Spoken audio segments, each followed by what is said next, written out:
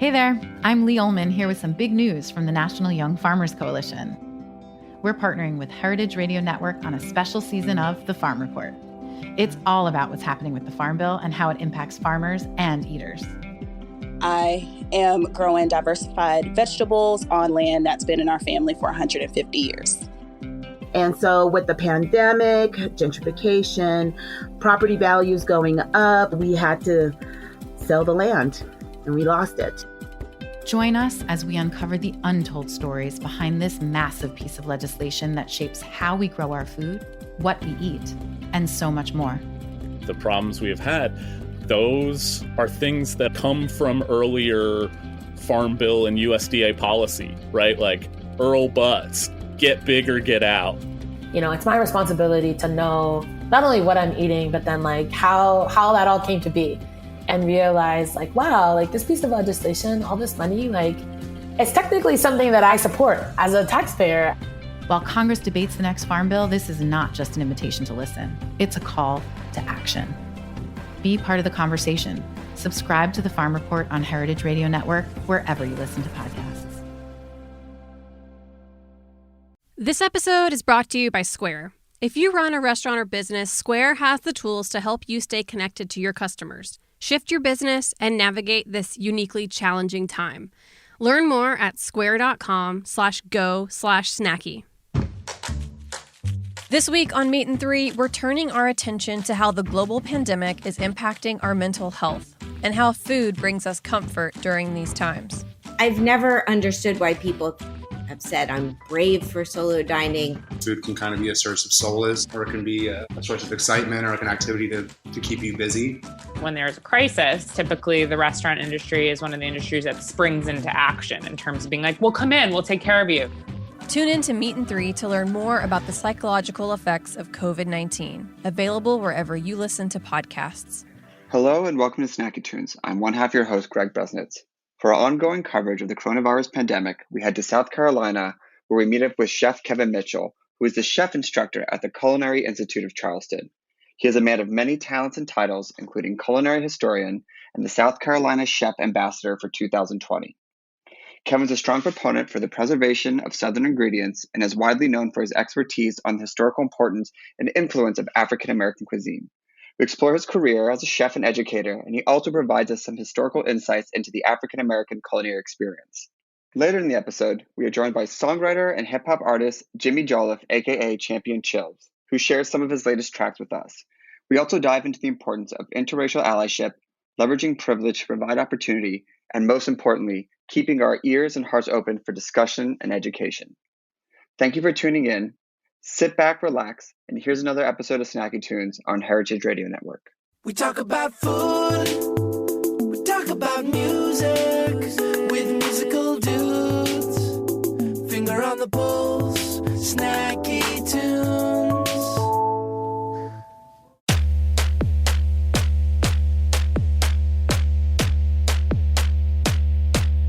Champ.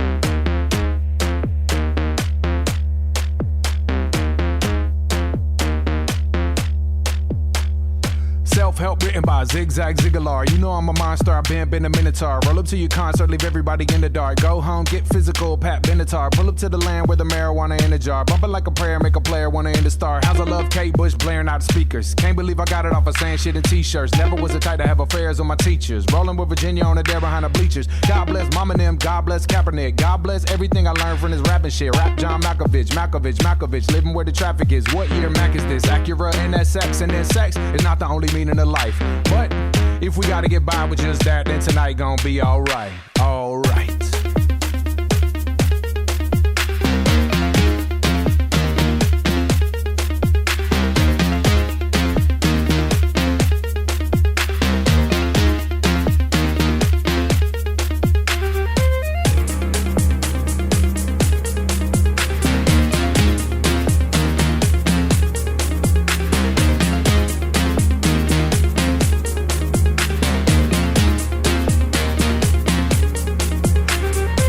Speakers playing on my Quentin Tarantino, and the whole city feels like a very big casino.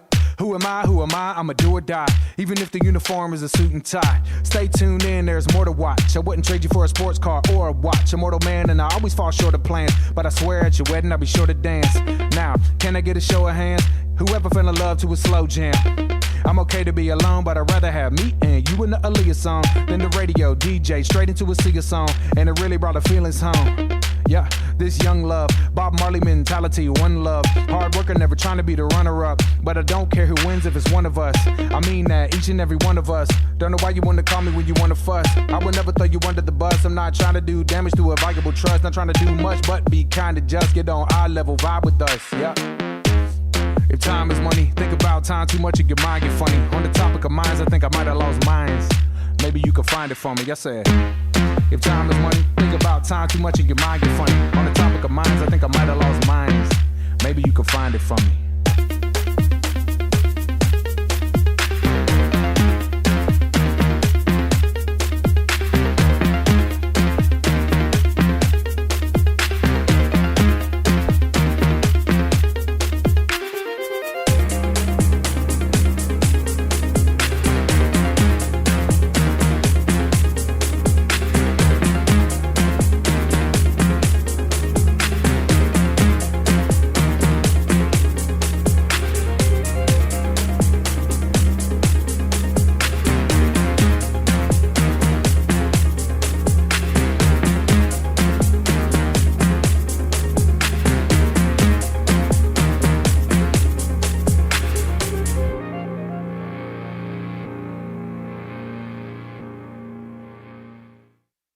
Hello and welcome to Snacky Tunes. I am one half your host, Greg Bresnitz.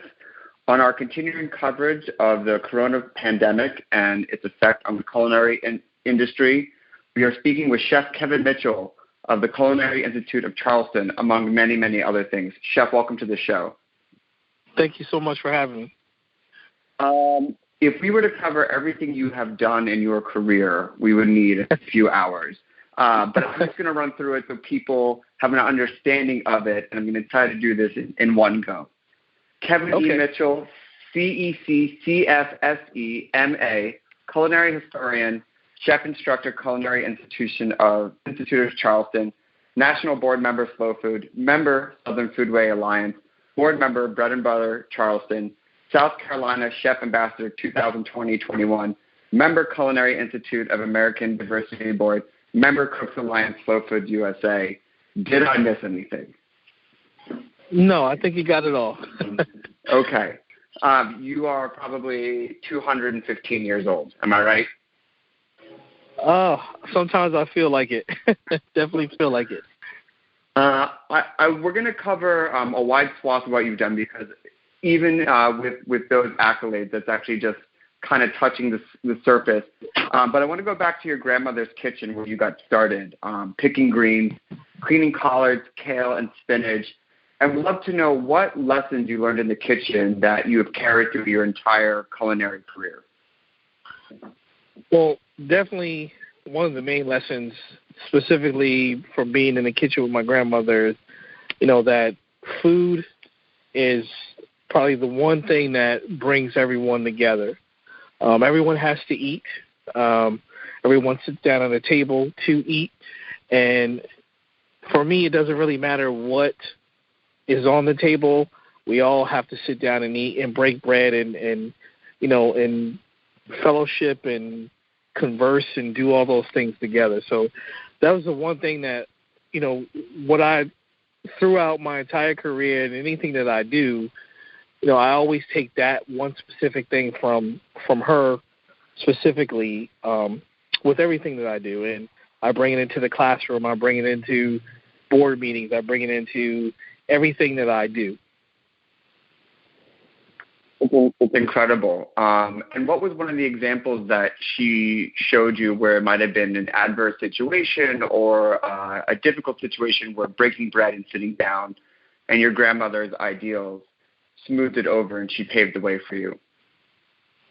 I didn't really think it didn't really come to the notion that statement as far as food bringing people together as a negative connotation until probably later on in my career, just basically based through my career and being passed over for, chef positions based on my race.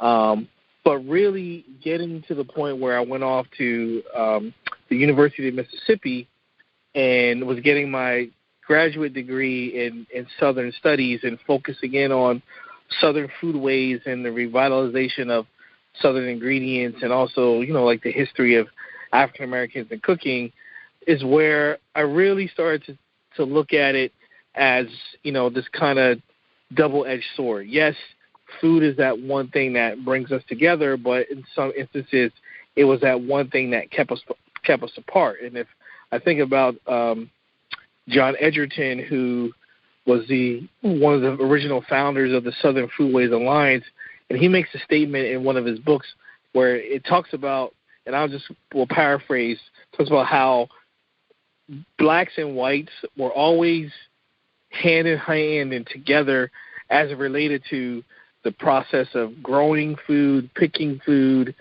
cooking food. But when it came to sit down at the table, we all had to sit at separate tables.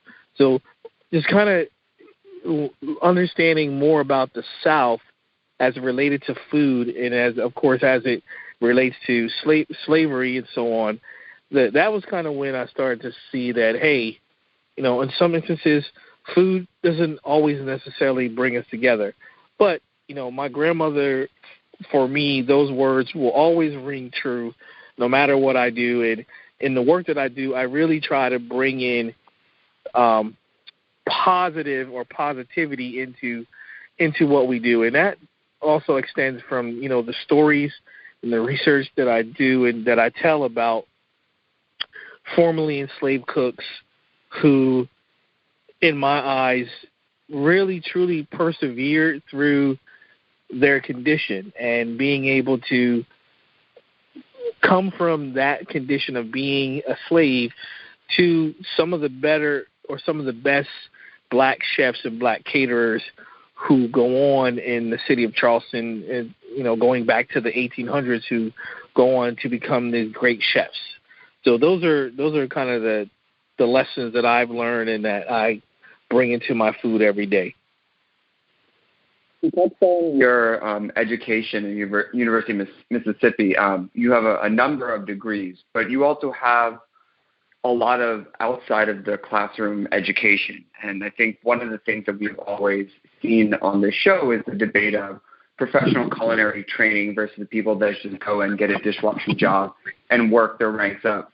It's kind of a living embodiment of the dichotomy of the two. And also being a professor yourself, where do you find the merits on both sides, and where do you think that one favors the other, and what you need to get from both in order to be an excellent chef?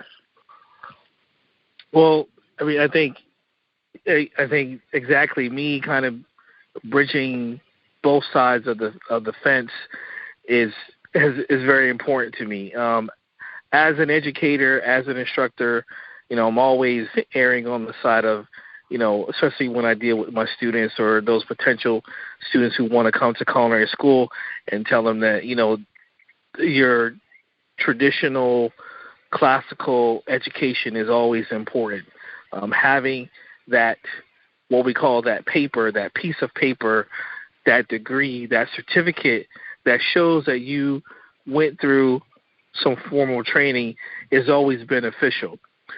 Of course, on the other side, we know that some of the best chefs alive and dead never step foot into a culinary school.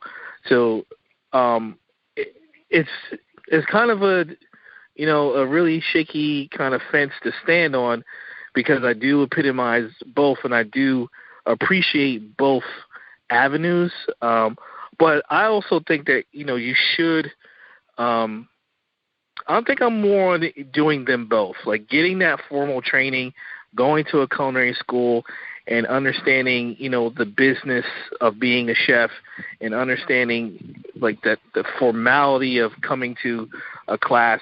And because I think coming to school, going to class on time, turning in assignments helps you to become a really great chef. But also, I also do understand that going and working traditionally and going through the School of Hard Knocks, that you're going to get that training as well if you are working with a good chef. And if you're working with a good chef that is unselfish, you're going to get kind of the best of both worlds. And I've worked with both chefs. I've worked with chefs who gave me all of their souls and their beings to make sure that I was going to become a really great chef. I also worked with chefs who pretty much did not want to give anything because I think they felt as if, I would go on and surpass them. And in my own personal life, being an instructor, I want my students to surpass me. If my students don't go out and do better than what I have, then I feel as if I haven't done my job. Speaking of students, you've held many jobs in your career, but the one that I would love to hear some war stories and some tall tales from is when you were the executive chef of one of the dining operations over at Cornell, and you hosted a number of events, the Chinese New Year, Year of the Snake, and their traditional festival, Black Gospel. What was it like cooking for students? What are some tricks? And what is one good horror story from that experience? Cooking for students can be, definitely rewarding, but it also has its challenges because, of course, teaching at a university such as Cornell, you're getting students from not only all over the country, but you're getting students from all over the world who eat differently, who have different palates, who see things very differently through the eyes of food. So, once again, rewarding and challenging, but also, I found it really beneficial to walk through the dining room and sit with students and talk to them about their relationships with food and, what did their moms or what their families cooked? How do they eat at home? What are their favorite foods? How do they like things prepared? And I think it was truly a beneficial thing for me because I was able to understand, the best way to get them into our dining room to sit down and eat a meal. And also just looking at eating that meal that wasn't always the traditional, of course, as a college student, eating hot dogs and burgers and pizza and ramen noodles and so on. And I did those things too as a college student as well. But, just really getting to know them and getting to know their relationship with food, and then just kind of ask them, like, hey, what do you guys like? And of course, going back to catering to students from different countries, of course, you want to be able to satisfy them with foods from their homes. So for me, and in the dining room in which I ran, we actually turned our menu into kind of an international feast where, we would create these cycle menus, and they were all based on international cuisine. And it was all, and to kind of dress it up and make the students feel at home, I purchased, flags from like 80 or 90 or so different countries, and we hung the flags up throughout the dining room. And, one day a week we would feature in one of our areas in the dining room, we would feature nothing but Indian cuisine to appeal to our students who are Indian. And then, of course, for Indians, a lot of times they're either heavily vegan or vegetarian. So understanding and offering those particular items for them to eat, but still understanding that, no, I'm not from India, but, for me, I feel like if you understand the ingredients and the spices and the culture of any country, you can cook anything. Is it going to be authentic? Well, people are not going to look at it as being authentic because here I am, this black chef who's making tikka masala and all these other things. But, just really trying to extend myself and let those students know that I was, that I understand that they're far from home and having the food of their home is comforting to them. So, of course, we would African, Italian, Czechoslovakian, just a lot of research on different types of dishes, and of course, including those students in those conversations about, writing those menus. Not necessarily really any horror stories teaching or cooking for students. It was just very rewarding and once again challenging to, because you can't cook for everybody. You can't cook every meal for every person from every different country. Africa has so many different countries in it, and of course, there's so many different types of Indian food, and there's Northern Indian, and some people in India do eat beef. Some people don't eat beef. Some people eat. So, just really understanding those things and just really trying to extend and let them know that, hey, I'm really trying to offer something that can be comforting to you when you're far away from your homeland. Of understanding where you're coming from through culinary experiences and also touching on what your grandmother taught you really shines in your Bridging Culinary Awareness group that you founded. Can you talk about the work that you did there, how it's evolved, and touch on some of the dinners that you've done, and including the diversity dinner for Charleston Wine and Food, and also the Nat Fuller feast that you did in 2015? Okay, well, the Bridging Culinary Awareness organization was an extension of an organization that I was in as a student at the Culinary Institute of America, which was kind of like the Minority Cultural Society. And it was started by a group of alumni who of course graduated from CIA and felt like we needed to move on and create this organization to publicly acknowledge the achievements and the accomplishments of African American chefs initially, and that was kind of our first initial mission, was to focus in on African American chefs. And then, of course, as we grow and as we grew, we started to look more at it as on a more diversified front, and started looking at the Latin chefs, or Asian chefs, even chefs who come from Africa, because they're so different. African American and African can be two very different things. So that was the main reason to kind of develop and come up with this organization, so people knew that the contributions to food comes from everywhere. It comes from African Americans, it comes from Italians, it comes from Africans, it comes from Spanish speaking people, so on and so forth. And being a part of that was very rewarding to me, because I was able to, of course, meet a whole different group of chefs and learn more about the different types of food, and working with Asian chefs, and just really understanding that at the end of the day, once again, it's food. Like we're not doing brain surgery and saving the world in a sense. It's food, and we all stand on an equal plane as it relates to food, and understanding once again the ingredients, the culture, and how they're used.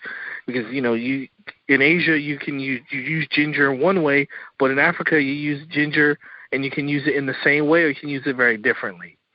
So that was kind of what the BCA was all about, and moving into so once again starting off it's specifically African American, and then of course looking at diversity, so on and so forth, and then throughout my career, for me, I would say my biggest dinner, and the dinner that changed the direction of my career and the path, would have been that Nat Fuller dinner. And Nat Fuller was a former slave born and raised in Charleston, purchased by a gentleman named William C. Gatewood, who originally moved to Charleston from the north, and he purchased Nat at the age of 15 to be his manservant. William C. Gatewood was, of course, not your traditional Southerner. He wasn't from the South, so he wasn't into, plantations or, it was all about picking cotton and so on and so forth. For him, he was he entertained, and he wanted someone, of course, that could cook. And Nat became his manservant and prepared meals at the William C. Gatewood house that actually still stands in the city today. And his story, he goes on to open a restaurant in Charleston with the help of William C. Gatewood, by him actually bankrolling his restaurant for Nat and allowing him his freedom. And throughout slavery, slaves were given their freedom if they were entered into these kind of work agreements where they would actually pay for their freedom. Nat opens up the Bachelor's Retreat restaurant in the city of Charleston, and that building still stands today. It is an art gallery now. And he opens up this restaurant, and that becomes one of the greatest black caterer in the city of Charleston in the 1800s. And his major claim to fame was holding a miscegenation or a mixed race dinner shortly after the end of the Civil War. And he had this dinner because he wanted to have this dinner to, of course, celebrate the end of the Civil War, celebrate equality, and also celebrate the spirit of reconciliation. And through some research and working with Dr. David Shields, who's a professor at the University of South Carolina, he brings the story of Nat Fuller to me, and he comes up with this marvelous idea of, hey, let's recreate this dinner that he had in 1865. And let's do it exactly as much as we can to the way it was done in 1865. So from 2014 through 2015, he and I and a host of others basically sat down and planned the dinner. And he actually asked if I would stand in the shoes of Nat Fuller and actually, be the chef and prepare this meal. So we did some research. Unfortunately, we were not able to find the original menu from his original dinner. So what I was able to do was pull menus from his catering events, from his competitors, from some of his predecessors, and piecemeal a menu that I thought he would have served at his dinner. And then, of course, we served it in true to the style of how food was served, in that period of being served Russian style, where food is presented elaborately on platters, and the food is actually brought to you on platters, and then servers actually place items of food on your plate along with the sauce and the garnish. And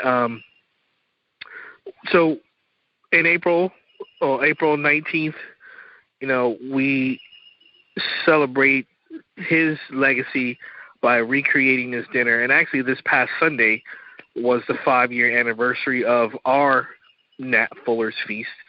And that, for me, was the catalyst that put me on the path to me becoming a culinary historian and really doing more research on not only him, but people that came from him, his lineage of chefs and cooks that he trained, who took over the reins of being great black caterers here in the city of Charleston. Incredible. We're going to take a quick musical break, play a song from our archives, and we'll be back here with Chef Kevin Mitchell and on Snacky Tunes on Heritage Radio Network. Yay! Awesome. Let's do it, kids. Whoa, hot damn. Whoa, whoa. Thank you. Check it. Okay. Wake up in the morning to the clear blue sky. Turn up the music when I hop in the ride. The windows down, let the whole world see. Can't nobody rock it like little old me. I'm the bomb and about to blow up. I'm the bomb and about to blow up. I got my Chucks and my Dickies and I put it on black. Banging Sinatra in the black Cadillac. My old lady hanging out the whole window.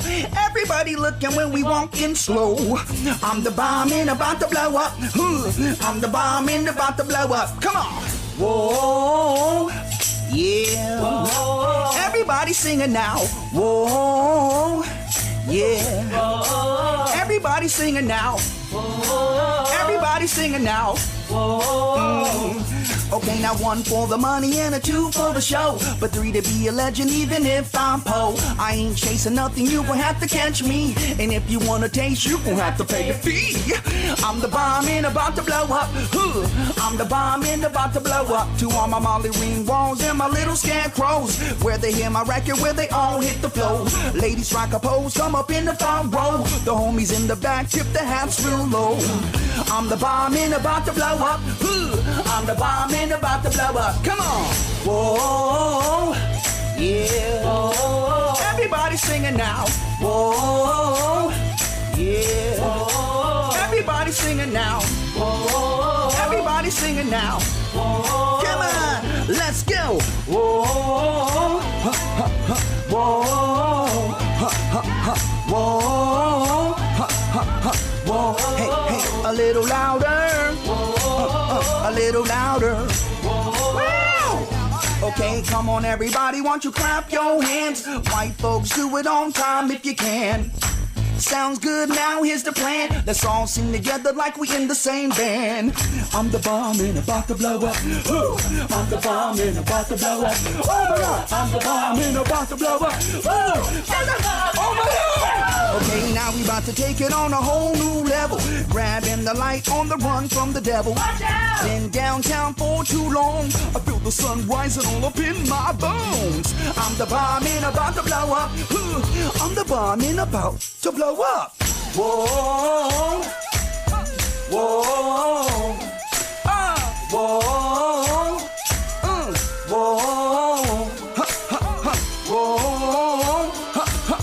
whoa. Let's go. Whoa, all around the world. Whoa, whoa, whoa. Hey, hey, a little louder. A little louder. Do the dang, do the do the do the dang thing. Do the dang, do the do the do the dang thing. Erica D has to doodle now. She told me earlier she has to poo-poo now.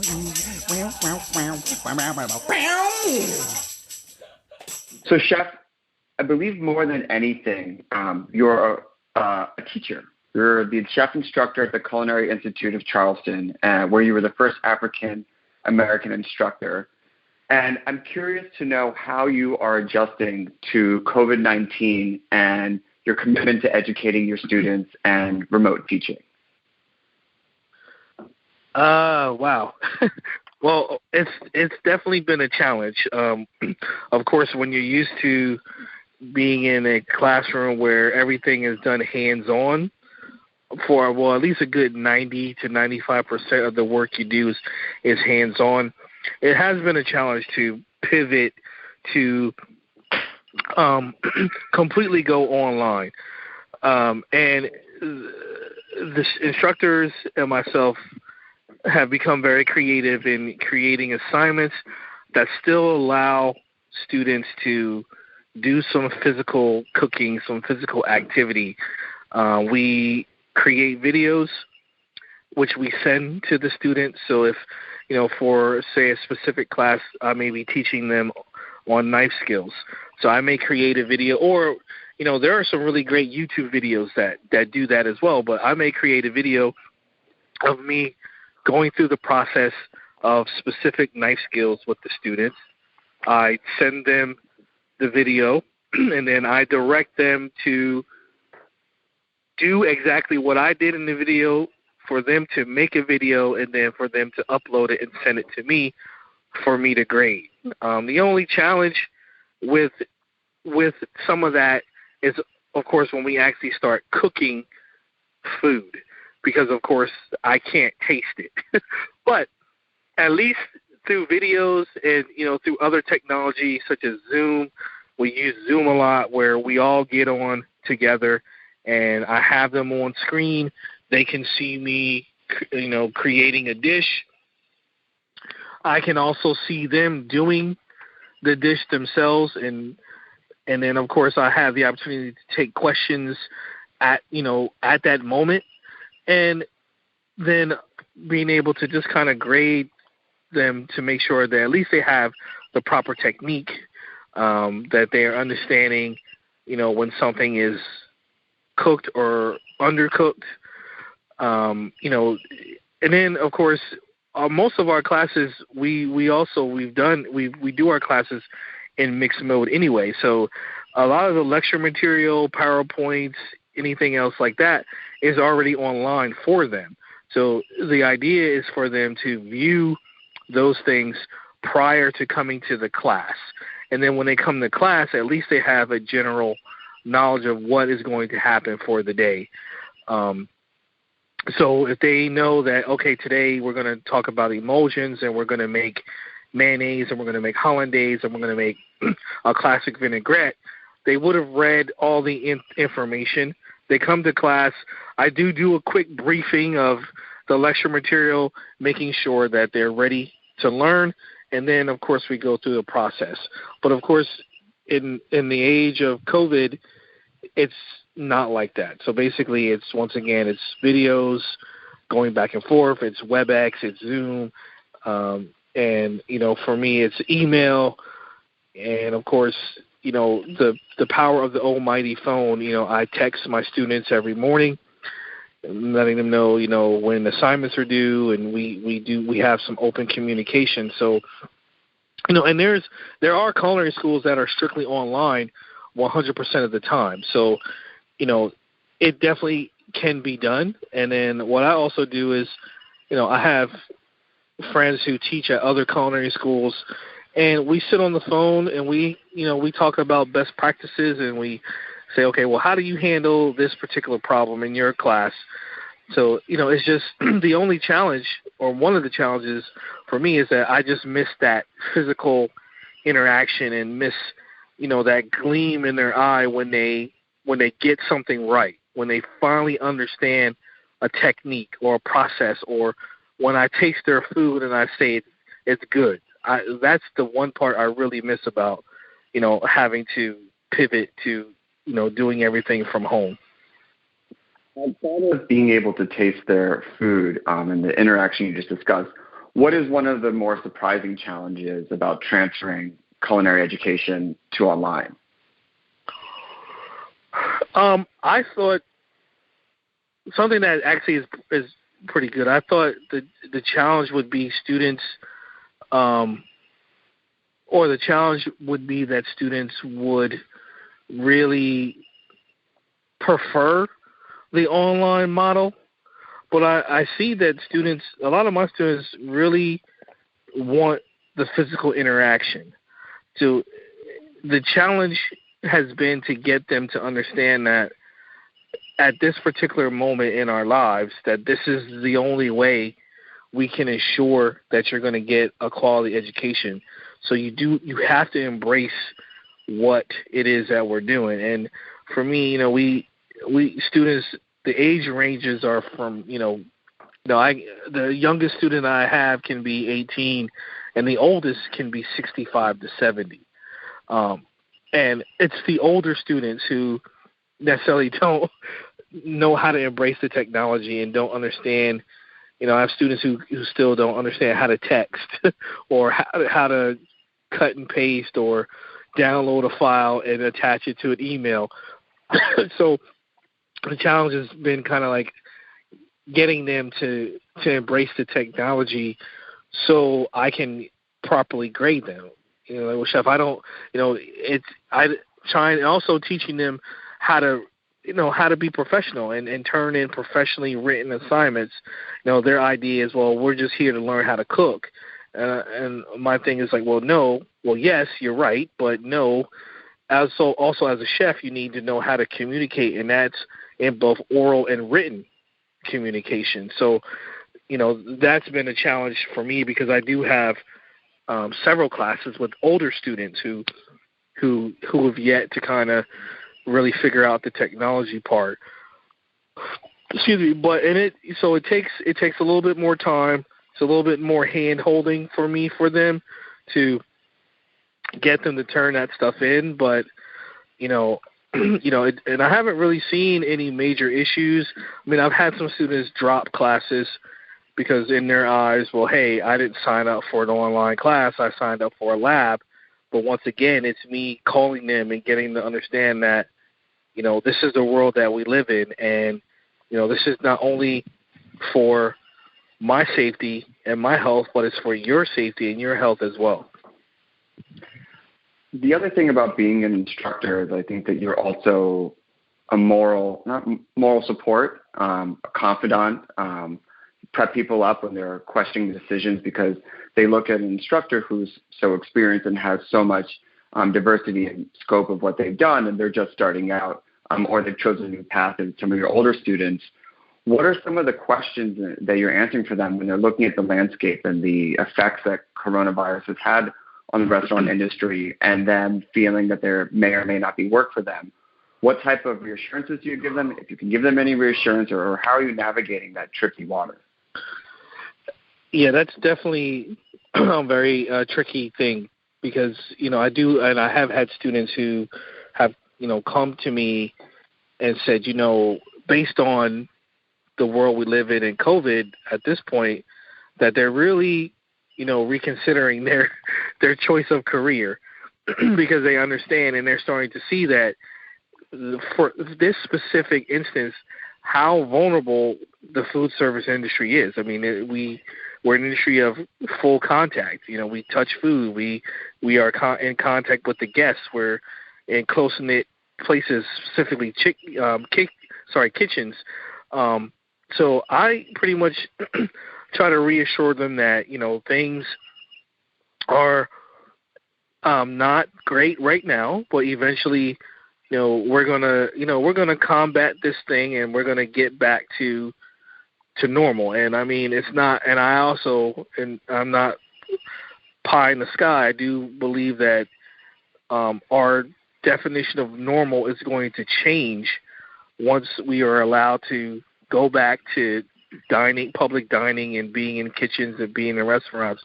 So I know things are going to change, but also reassure them that this is still the very, viable and great career to be in.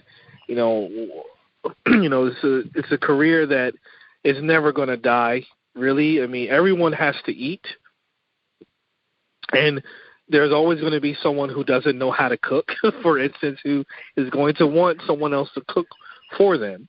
So there's of course being a chef in a restaurant, there's being a private chef, there's all kinds of other avenues for the students to take, but just kind of reassuring them that, hey, we're gonna beat this and things are gonna get back to some type of normalcy soon. And this is a great profession to be in. This is something that you can do to make people happy. Cooking for someone is one of the truest forms of displaying love. Like when you put yourself in the kitchen to prepare a meal for your family, your loved ones, so on and so forth, that's a real sign of love for me. And who wouldn't want to have that feeling of making someone happy by putting something on a plate in front of them? And I'm also, very realistic, and, I also understand that the students are going to make decisions based on their lives and based on what they feel that they really want. So either way, I'm very encouraging them to stay in the industry, but also, if they want to pursue other avenues, I still offer myself as a means of being able to help them find those paths and find people that they can talk to that may be in a totally different industry, and still letting them know that I support whatever it is that they choose to do. One of the other hats that you wear is that you are the South Carolina Chef Ambassador for this year and next, which is a role that is appointed by the governor of South Carolina. How are you adjusting in these times, understanding that travel might be restricted or changed, and what are you doing to adjust your strategy to continue to promote South Carolina to the nation and to the world? Well, definitely pivoting everything to social media. There are, for the year, there's 4 of us, and we do have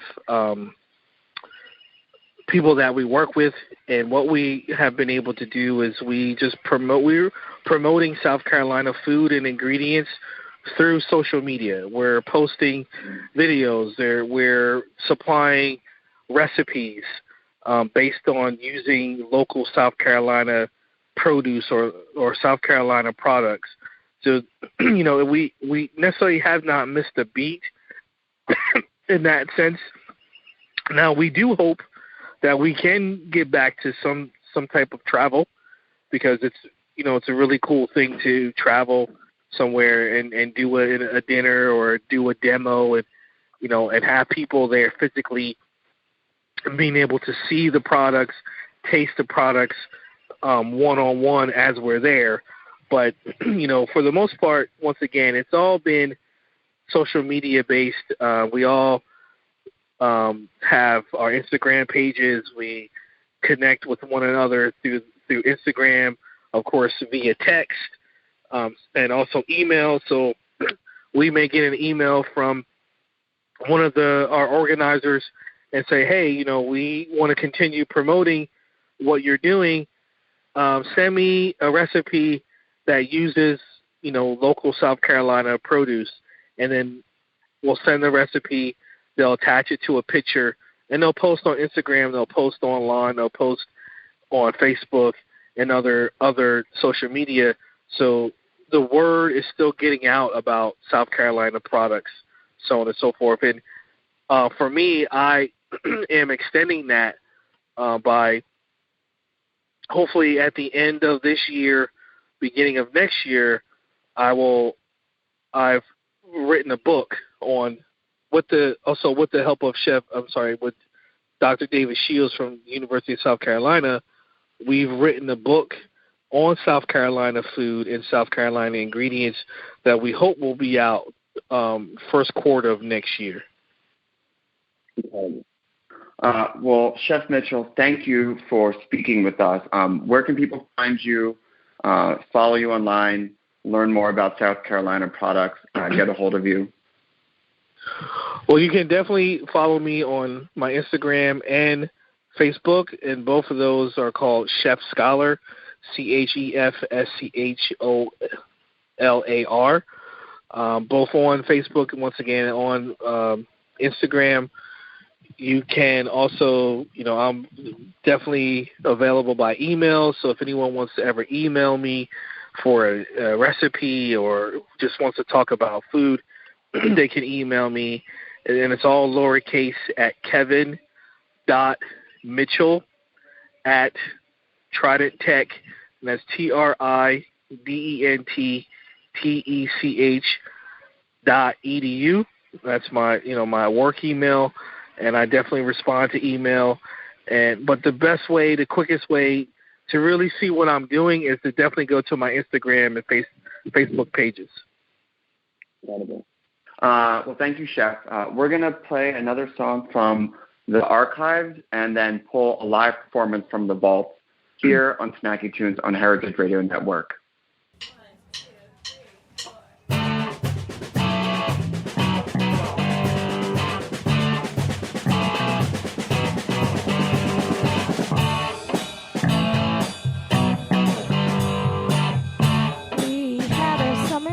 Nowhere to run, nowhere to play. I don't know you, but you know me. We could have been something to see.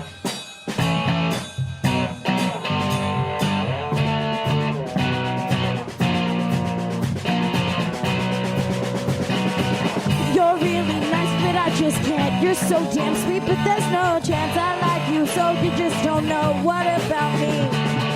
You're really nice, but I just can't. You're so damn sweet, but there's no chance I like you, so you just don't know what about me.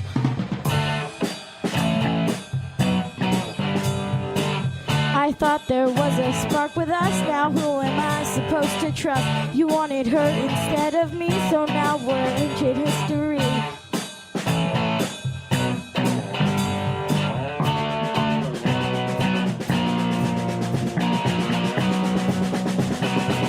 You're really nice, but I just can't. You're so damn sweet, but there's no chance I like you, so you just don't know what about me. You're really nice, but I just can't. You're so damn sweet, but there's no chance I like you, so you just don't know what about me. You put me under so much stress. You get your part and I get less. I try my hardest, do my best. That's why I'm tense. You're really nice, but I just can't. You're so damn sweet, but there's no chance I like you, so you just don't know what about me. You're really nice, but I just can't. You're so damn sweet, but there's no chance I like you, so you just don't know what about me. You're really nice, but I just can't. You're so damn sweet, but there's no chance I like you, so you just don't know what about me.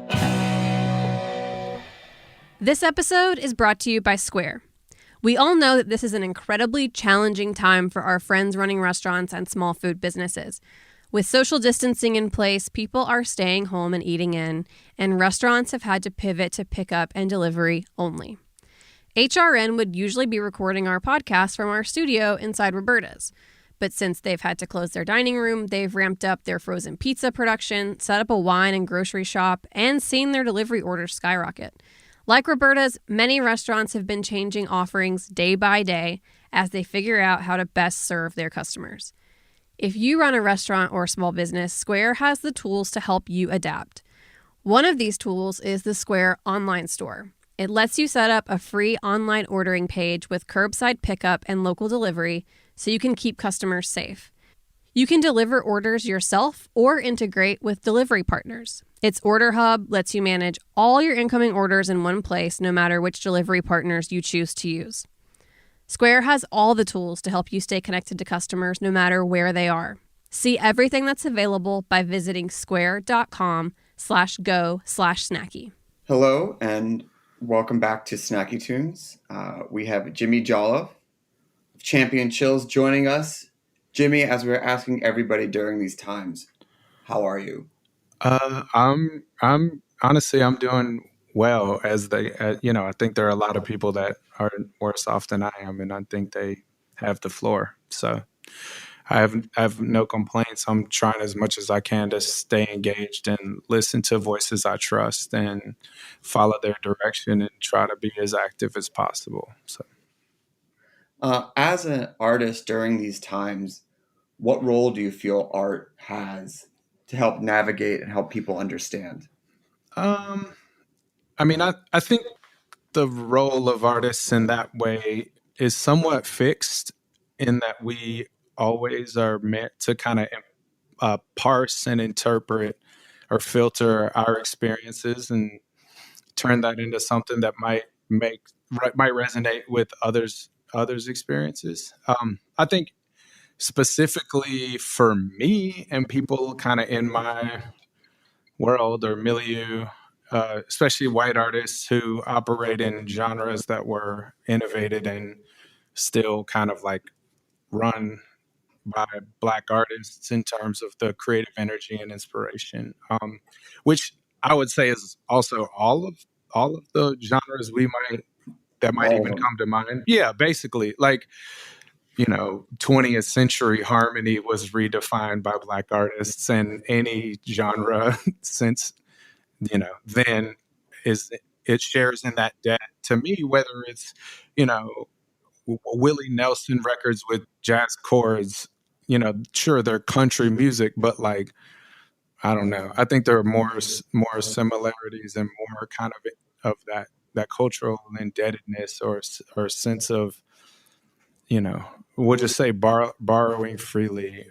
sometimes in ways that are hostile and sometimes that are not. But I mean, for me, I'm kind of trying to just listen and talk to people I know, listen to people I know, and learn and kind of assume I know nothing, be good at being wrong, be okay with being wrong, find out which of my assumptions are just my privilege. And, I think as an artist, it's a research time for me. It's not a talking time. It's not a time for I started off making rap music and I'm a white guy. Like, it's not my time to it's listening time.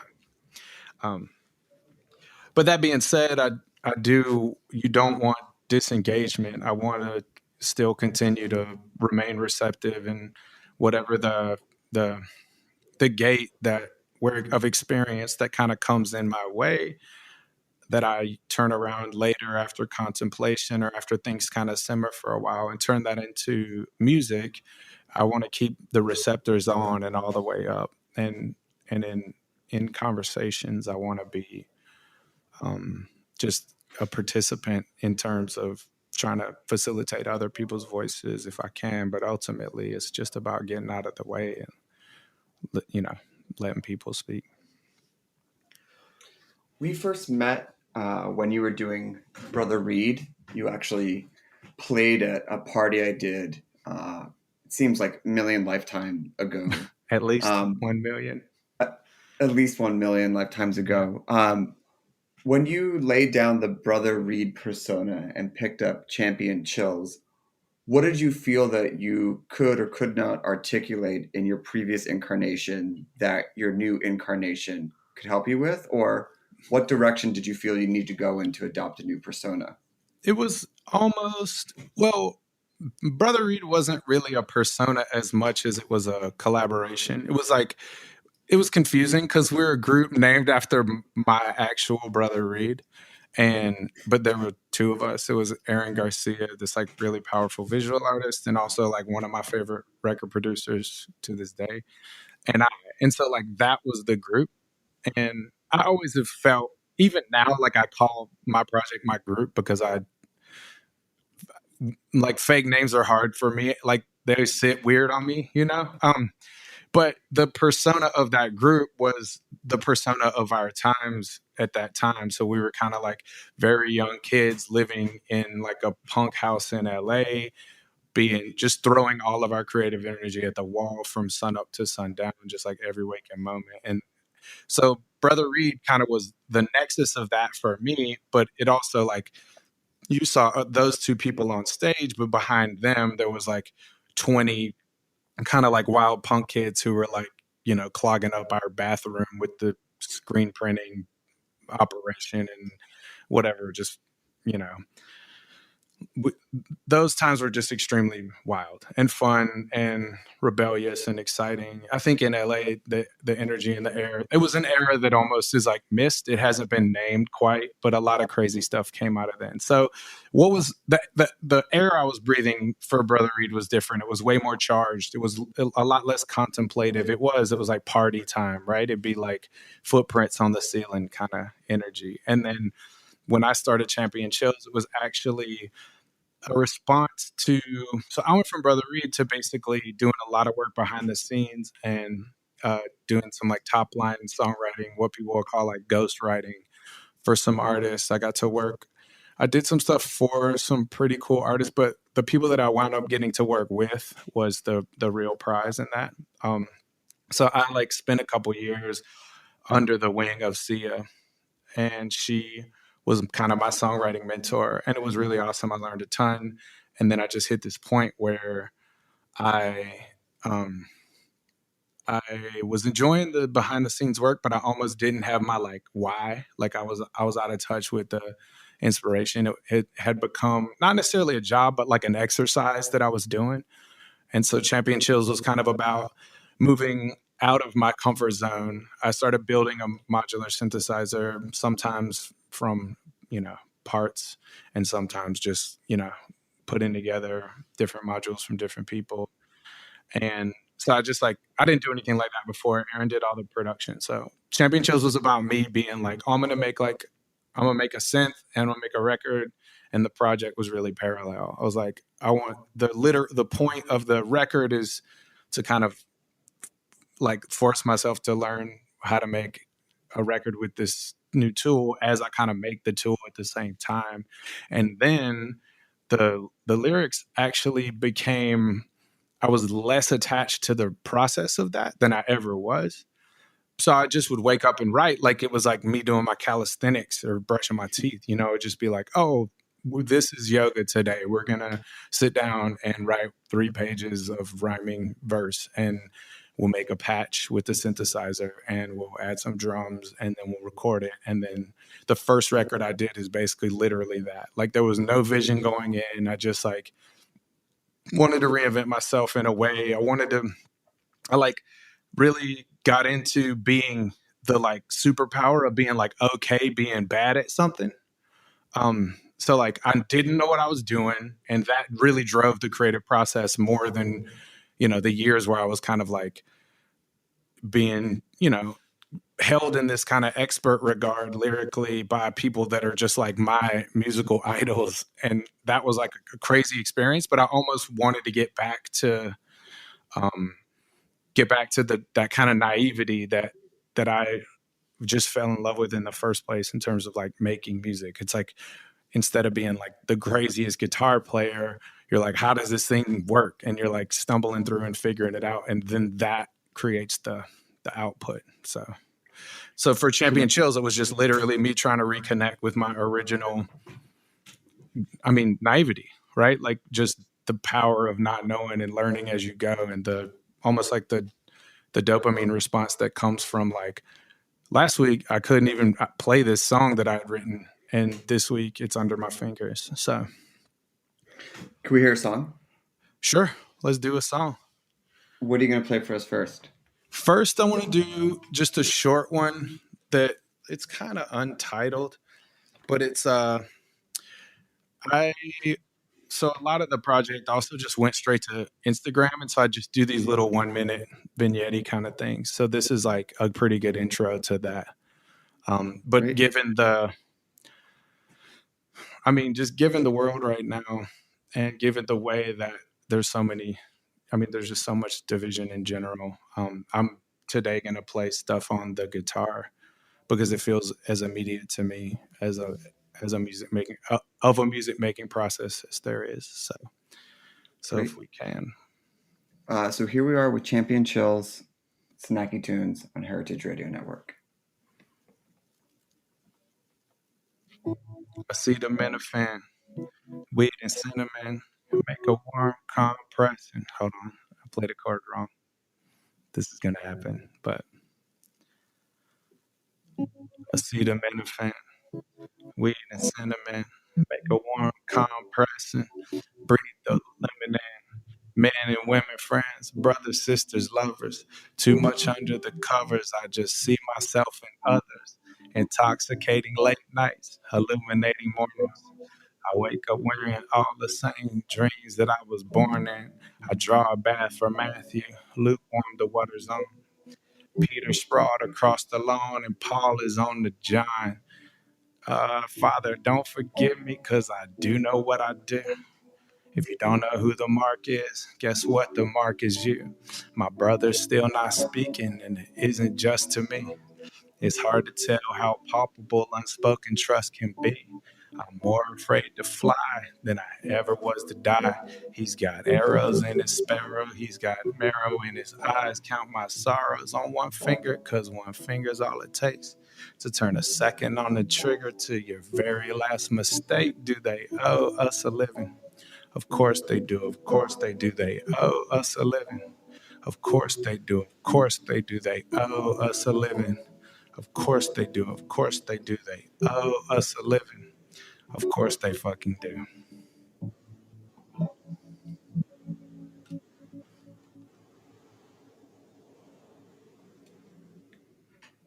One of your lyrics, and if I might quote in reference to New York is moved here for love, but stayed for the snacks. What snacks did you stay in New York for, and what do you miss right now? Oh man, I mean, there's no start or stop to this conversation, but I'm gonna just think, because I've been out of my neighborhood for a little while.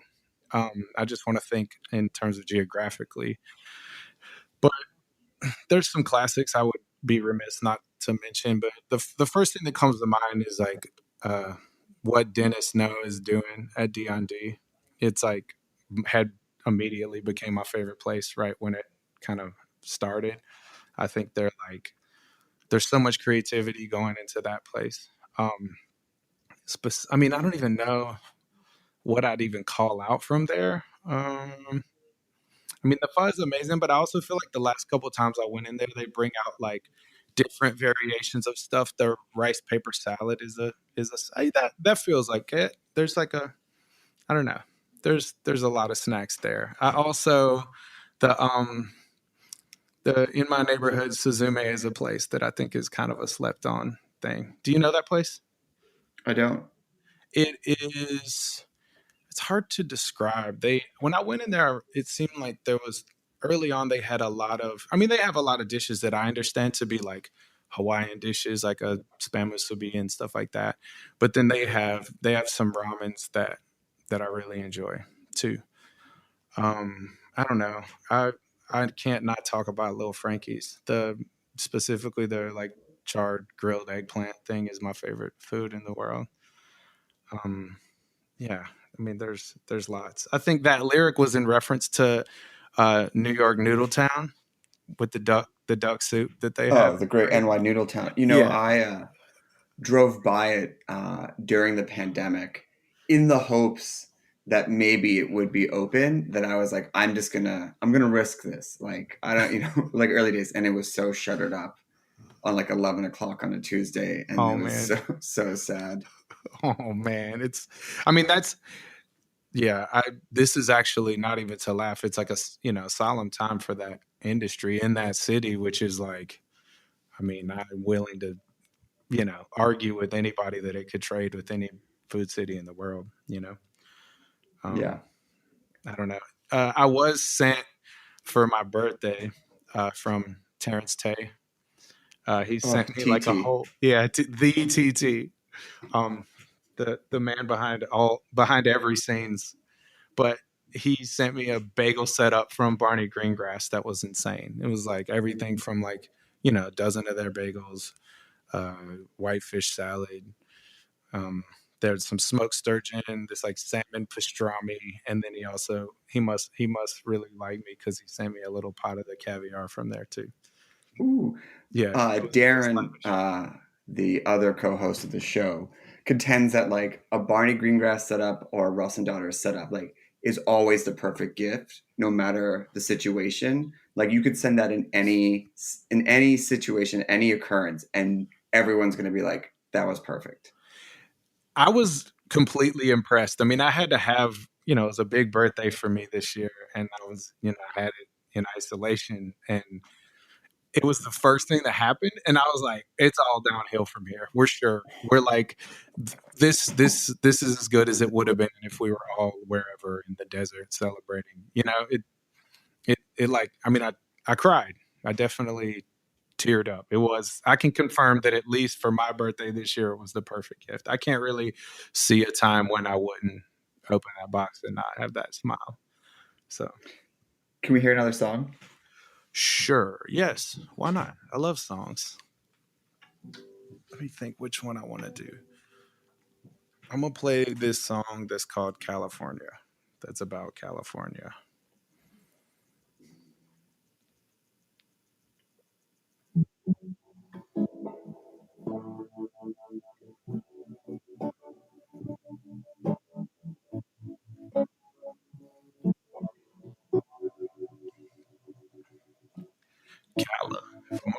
California, thank you for your cloying aromas, your beautiful views, arroyos and lomas. Who wants to wake up from so lovely a coma after the gold rush? After the gold rush, I know a man who walks in my neighborhood. He made beautiful songs, but he never sold much. So much. Came too long after the gold rush. Then he fell in with people you don't trust. Now he can't pay for his own lunch, but I don't judge. Don't judge. At the cafe where I practice my Spanish, she asked me if I had an act that can manage. My mom's name is Janice. She's not why I'm manic. I'm good with a secret. I'm not naming names, but give me 10 minutes and things may have changed. California, California.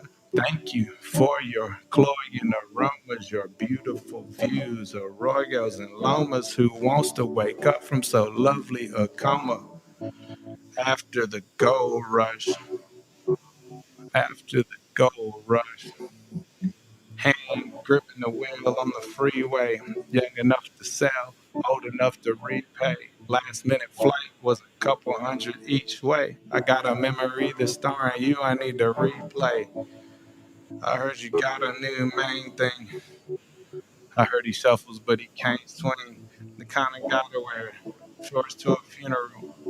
But I'ma stay composed like a movie cue. Under the surface, I'm batshit bananas. All last minute chances and flashes of panic. Don't judge, don't judge. Not too often I say what I really want much. But California, California, thank you for your cloying aromas, your beautiful views, arroyos and lomas. Who wants to wake up from so lovely a coma? After the gold rush, after the gold rush.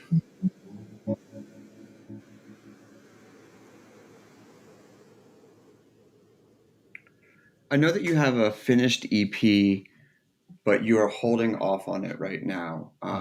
As a artist and a creative, who doesn't really have too many options to either share work or perform, what are you thinking about this extended time off and how it relates to your creative process? A lot of my decisions about kind of releases lately have been, I've been heavily evaluating just kind of what do you want to get out of music making in general? What's my motivation? I think it's that time in my life. I think it's a time you like really, you're just like, I'm pretty aware of the time that I've got, but I've still got a ton of it. But I also a lot of people are in a lot of worse spots to just be like holding back with their immediate plans that were either output related or financial or something like that. So for me, I picked up the guitar just a couple years ago. And so that for me is like the thing I'm working on right now to kind of grow myself. And so my musical practice has kind of become a different entity than my how you might track my career or whatever, like my release schedule or that kind of thing. So letting them be separate has actually been really freeing. And so I don't know. I mean, I'm staying busy and writing almost in a way that is quasi therapeutic, but I also think about it more as like conditioning or exploration or research. But that's ongoing, and I just am kind of, I mean, I'm writing all the time and collecting songs and recording and stuff, but I just right now, I think the decks need to be cleared right now for really important messages because this is a extremely pivotal time, and we do need music in times like this. But this record is a highly personal record that just does not address or fit in currently to this landscape. But it's here. I'm going to share it. I will share it. I think we've all got to kind of galvanize and get behind a real big sweeping systemic change like we've never really seen, certainly in our lifetimes. But I also think we have to stay engaged and stay active. So while I might not be trying to like share or clog people's feed with my observations, because my political observations I'm not the one with the perspective that is basically as rooted in reality as it can be.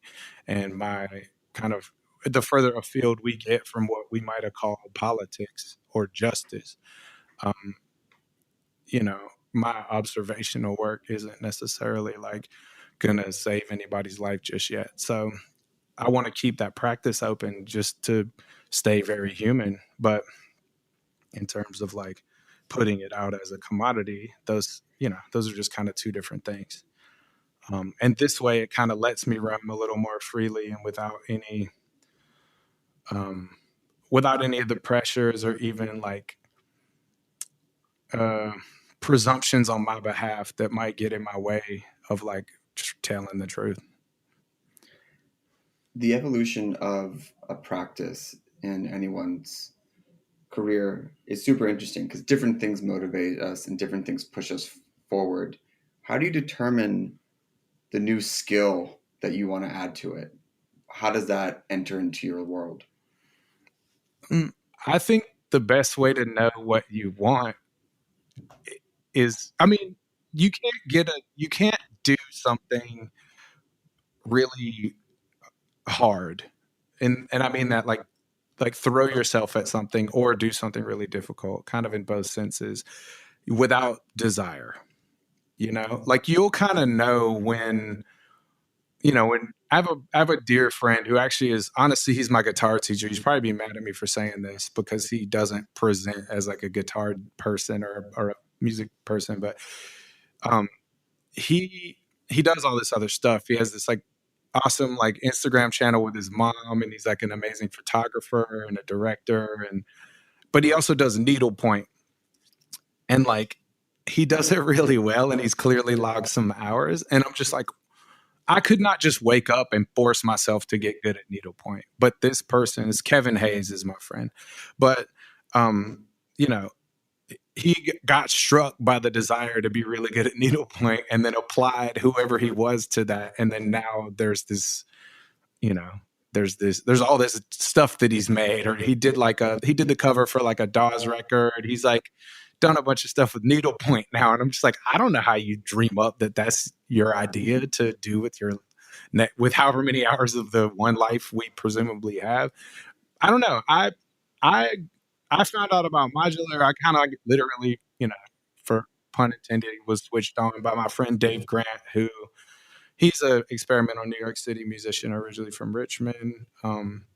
But he kind of showed me this, and I was like, oh, wow, for my purposes, this is a whole different tool. I'm going to go down this path. And it was just fun.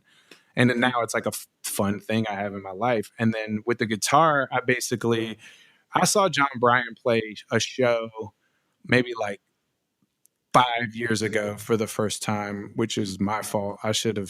My life would have been better if I'd seen him 20 years ago or whatever, which I totally could have, but I just slept. I saw him play and I was like, oh my God, like whatever he's doing with harmony, whatever he's doing with like capital M music, this is important. And I need to do what I can to like learn this language so I can even just hear what he's doing, not even so I can play what I'm doing, So I had this like heavy like conversion experience. I was like house sitting for a friend in LA. I went home from that show at Largo. It was like one of his monthly shows at Largo. And then I just like stayed up all night. I wrote like 8 or 9 kind of verse pieces that night, and the sun came up and I just kind of like passed out on the couch. And then I was like, I need to know about this. So I started on the piano, and then I wound up at my parents' house for a month in North Carolina because I don't remember why I was down there, but I think somebody was kind of needing some help in a health way. But they didn't have a piano because people don't always have pianos, but there's always kind of a guitar. So I was just like, oh yeah, you can do this and like whatever, sit in front of Netflix, be quiet, as long as you don't bother the people that are also watching TV, or you can like practice all the time. So the accessibility of that mixed with like this come to Jesus experience I had at this John Bryan concert, just like drove me to practice every minute I could for the whole, for the next 5 years, basically. Like I'm not where I'm going, but I've definitely put a lot of time in, and I love it. And it feels good to me. It doesn't feel like work. So, I mean, I'm not very good at making myself do things I don't want to do, but I am very good at just throwing my whole self at something once it's kind of given me that itch. So I would just say it's about being receptive, like knowing when that has happened and then running towards it. And then hopefully you get lucky and these obsessions are healthy ones. Whether it's like, obviously stuff like cycling or reading or writing or is healthier than just being like, oh, I'm super obsessed with this one kind of wasabi potato chip, which is, there's nothing wrong with that, but I can only eat so many before I would get sick. All right. Well, I want to make sure we have time for one more song, but cool. Where can people find you, hear your records, follow along, etc.? I am on Instagram as Champion Chills. That's one word, but the word champion and the word chills together with no spaces. And then that's my project name across every platform, Spotify, iTunes, anywhere that there's kind of like distributed to streaming, you can find me. And I just put out a single earlier this year. Probably going to do an EP by the end of this year, hopefully. And yeah, come say hello. I usually share kind of sketches of my process on the Instagram, and then the more cooked work you can find in the stores. So amazing. Well, we want to thank chef and educator Kevin Mitchell for joining us earlier in the show. And thanks for tuning in to Snacky Tunes. We'll be back with more coverage of the coronavirus and the creation and education around it. What's the name of the song you're going to play for us? This song I'm going to play is a version of a song that I just actually finished 2 weeks ago, and it's called The Chord's Prayer. Amazing. Thank you for listening this week. Jimmy, thank you for joining us, and we'll be back next week with another episode of Snacky Tunes.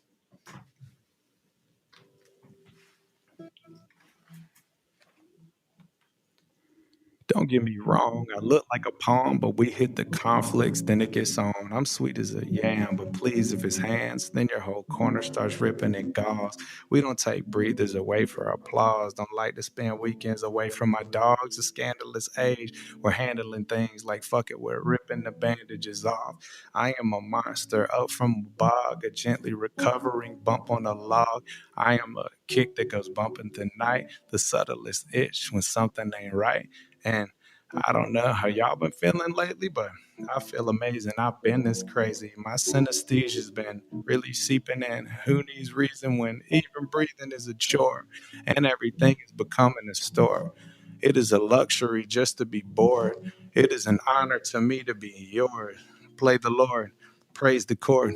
Our mother who art in heaven, you taught us all how to save ourselves. Give me strength.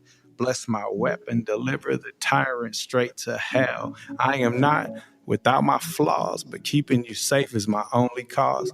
Sorry, but things have been pushing my buttons lately, and not one of those buttons is pause. Saint ambiguity, you are not new to me. Please don't be naive, child. Don't assume continuity. Experience fluidly. Address tyranny truthfully. You are the chosen one. Your ascension is soon to be. Only then can we move with ease like two leaves in a cool breeze. They say that pride leaves us open to falls, but I felt so good I ain't noticed it all. You are my home, but with open walls.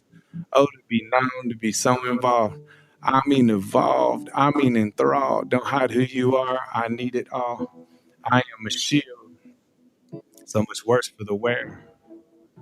But I could be healed if I perched in your hair. So many sins, so little time. I would commit every one with you if you agreed to be mine. Lust, gluttony, sloth, wrath, envy, pride, or greed. I already have everything that I want, but you might be all that you are all that I need. You are all that I need. You're all that I need.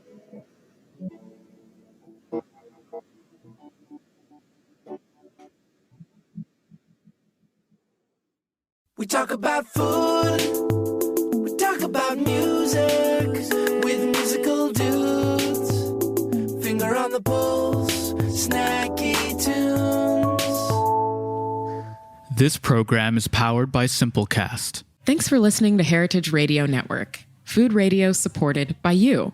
For our freshest content and to hear about exclusive events, subscribe to our newsletter. Enter your email at the bottom of our website, heritageradionetwork.org. Connect with us on Facebook, Instagram, and Twitter at heritage_radio.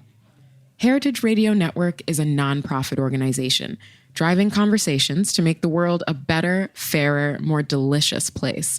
And we couldn't do it without support from listeners like you.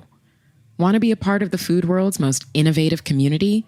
Rate the shows you like, tell your friends, and please join our community by becoming a member. Just click on the beating heart at the top right of our homepage. Thanks for listening.